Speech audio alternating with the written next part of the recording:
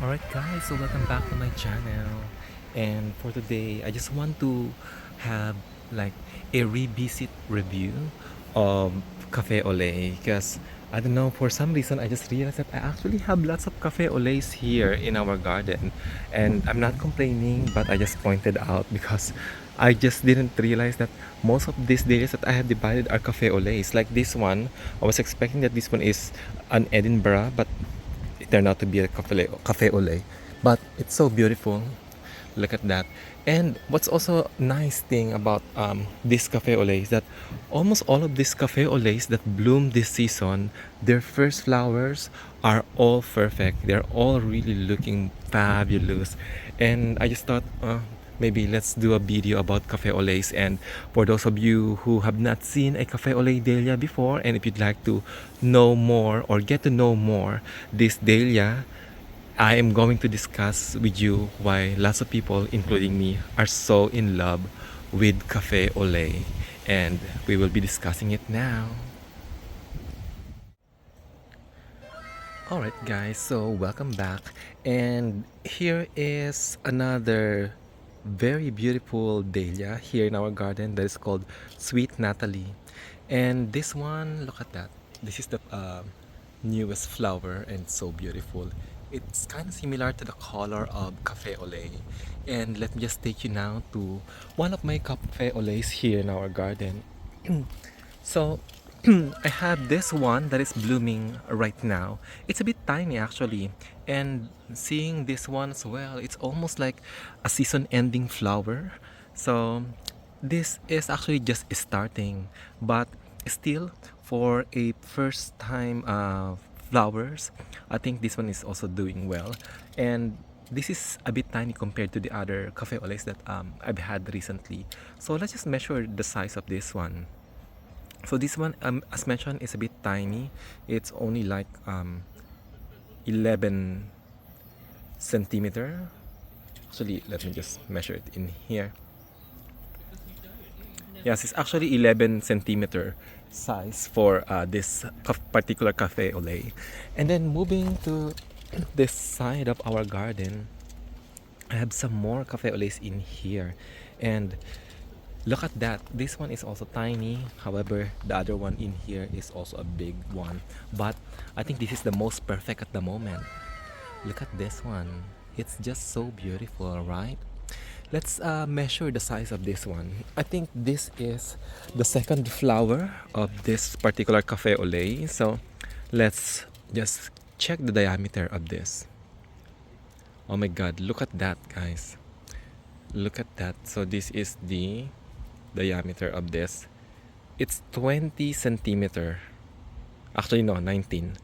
Just 19 centimeter. 19 centimeter in diameter. Look at that. Can you imagine? And there's a bee. Look at that. It's just so beautiful. I think this is the most perfect cafe au lait flower that I've had so far. It's just so beautiful, and it's also very, very thick. Look at that. And let me also measure the height of this particular plant. Just a second.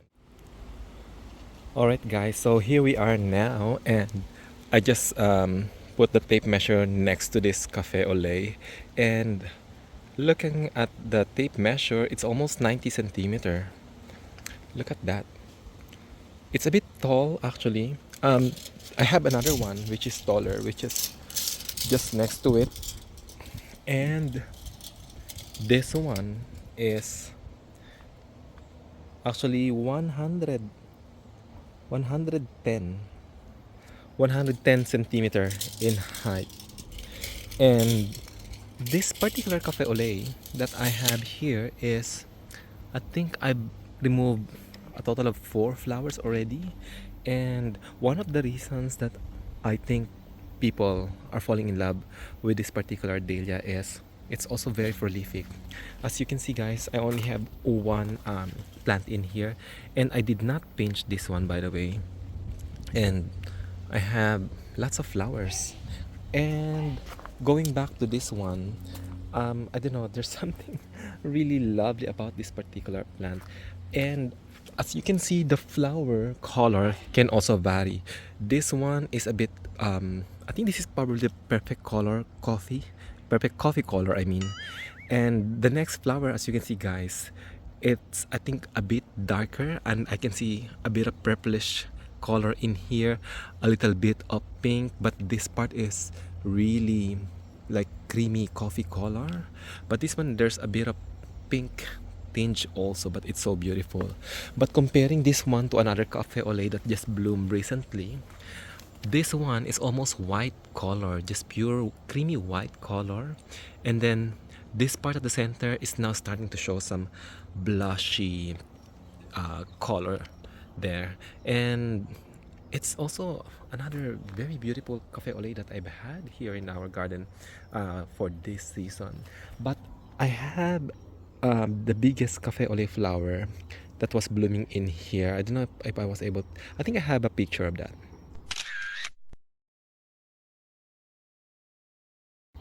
So yes, that's the biggest flower, the very first flower of this particular cafe au lait, bloomed enormously, and probably it was 25 centimeter in diameter. But now it's already, it has wilted already, so I don't have it anymore here in the garden.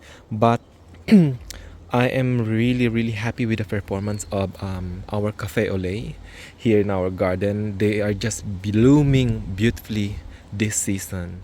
And there are also many bridal bouquets that are made up of cafe au lait flowers. One time I have attended a wedding here in New Zealand, and I've seen that they also have the cafe au lait on the bridesmaid flower, and it's just so beautiful to look at because I don't know, it just matches the wedding occasion.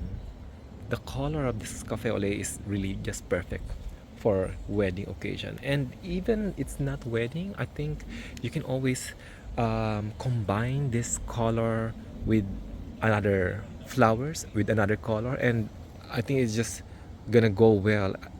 Putting cafe au lait with another flower, I think it's very, very safe thing to do, because I think being white on the white color side is a very neutral color that can really merge with different colors in a flower bouquet. And I think that's one of the reasons why many florists like this particular plant, even though it's a big flower. And again, as I was saying, it's kind of similar to the color of sweet Nathalie. And this sweet Nathalie is like a smaller version of cafe au lait, but a bit more blushy, as you can see. And I know I have another cafe au lait in here, so look at this one, guys. This one is also just about to bloom, and this is actually a very creamy white coffee color, so that's probably the real description of cafe au lait. And yeah, this is another beautiful flower from this particular plant. Initially I thought this is Edinburgh, but eventually it became cafe au lait. And going here behind our garden, oh, by the way, another very beautiful flower, which is dazzling sun, huge flower as well, and very good color combination. Corally is also another very, very beautiful dahlia. Very, it's actually related to the color of cafe au lait, but a bit more blush. Yeah, I think the only difference with this one and sweet Nathalie is that this one has a bit more pointy petals compared to sweet Nathalie. And then some more flowers in here, which is my silver years, kind of similar to cafe au lait, but this one also tends to be a bit more of blushy side. And then going this side, I have another cafe au lait, and I think this one is a bit darker. Look at that. This one has a more pinkish purplish color, so let's see what happens when this one blooms. I have another one in here actually, but I think I have cut that one the other day because it just grown so big. And then lots of people I've noticed on the Facebook chat have mistaken this particular dahlia as cafe au lait. But look at that one. Many people thought that this is also cafe au lait, but this is breakout. So it's kind of similar to the color of cafe au lait, but I think it has a bit of more of a yellowish color than cafe au lait. So as you can see, it's like there's a tinge of pale yellow, more prominent compared to cafe au lait. And here's the other flower, and I probably need to cut this one because yeah, it's getting older. And what's also good about these dahlias is the more you like pinch them, the more they're going to produce more flowers. And this is what I did with this one. And by the way guys, I just want to share with you, this is also a cafe au lait seedling. Another good thing about cafe au lait is it's really good for cross pollination, because the cafe au lait dahlia is a very good seed producer. If you are planning to try, or if you are in the early stage of doing or studying dahlia cross pollination, I highly recommend that you try to cross pollinate cafe au lait with another dahlia. And that's actually what I did 2 years ago. But now I am not doing the propagation and or the cross pollination anymore, because I feel it's also like a matter of luck. Hello Puss Puss, hey, she's following me. Let me just throw this flower. So yeah, as I was saying, I feel it's just a matter of luck getting something that is so beautiful out of this plants that you're cross-pollinating with each other. But the only thing is, there is high probability that you may get the color combination of the flowers you choose for cross-pollination. So what I mean by that is for example, you would like to achieve maybe a color that is like this and cross it with cafe au lait, and you are aiming to get dahlias that have similar color to this one and cafe au lait, but maybe in a different form, or maybe similar, you'll have similar result. I actually have a seedling before from Offshore Dream, and it's kind of similar to its mother plant when it started producing flower. But unfortunately, just like my old Offshore Dream, it did not produce a very good tuber, so I was not able to propagate that one in our garden. And by the way, I'm seeing this very beautiful flower in here. I don't know if this is a seedling or what, but this is the first time I've seen this one. I think it's probably a seedling, so I'll probably stay tuned to yeah, I probably have to keep checking what this one is, because I've never seen this flower before. Maybe this is another seedling, because I planted lots of seedling in this part of our garden, and I think this one is also seedling, this one is seedling, and I think some more over there. And oh my god, the rose is biting my clothes. And I think I have 2 more seedlings there as well. And yeah, so that's another good thing about cafe au lait. It is very good dahlia for cross pollination. So if you'd like to propagate your dahlias, if you'd like to do some sort of experimentation, maybe try to get a pollen grain from another dahlia and put it on a cafe au lait flower, and just make sure to cover it so that it won't be contaminated by the bees who are doing the natural pollination of these flowers. And by the way guys, just to let you know also, cafe au lait is very good tuber producer. So if you'd like to propagate cafe au lait, even if you have just 1 tuber in 1 season, and if you plant it in a nice place, give it a very nice condition, exposed to morning sun mainly, and at least maybe 6 hours of sunlight in a day, For sure it will go really really healthy. Give it some fertilizers. Actually it's really requiring lots of um, potassium and phosphorus for this one to bloom a lot, but in this season I did not really put lots of fertilizers in here. Actually I did not put any fertilizers at all so far, but I don't know if I'm going to do that at the end of the season. And surely if you make your cafe au lait happy and healthy, it will give you lots of tubers at the end of the season. And I think that's one of the reasons why lots of people are also drawn into growing cafe au laits in their garden.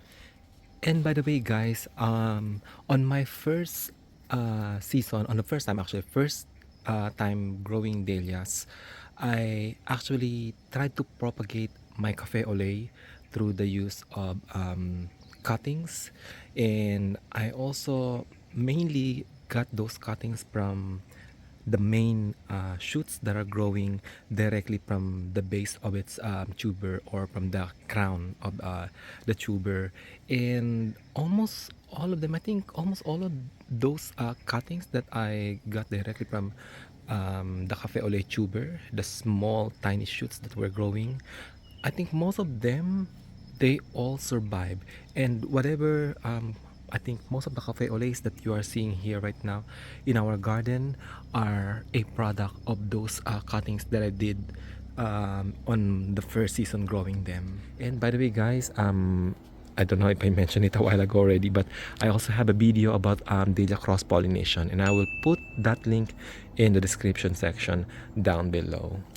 And so let's move on. So if you guys would like to see the bloom of this particular cafe au lait, just stay tuned to my channel, and I will keep giving updates regarding what's happening here in our garden, especially with my dahlia plants, because the main highlight really of this part of the season, we're actually in the early middle summer season here in New Zealand.